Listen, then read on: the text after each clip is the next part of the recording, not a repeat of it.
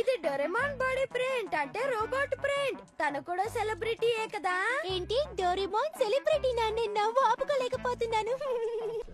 Psych! That's the wrong number!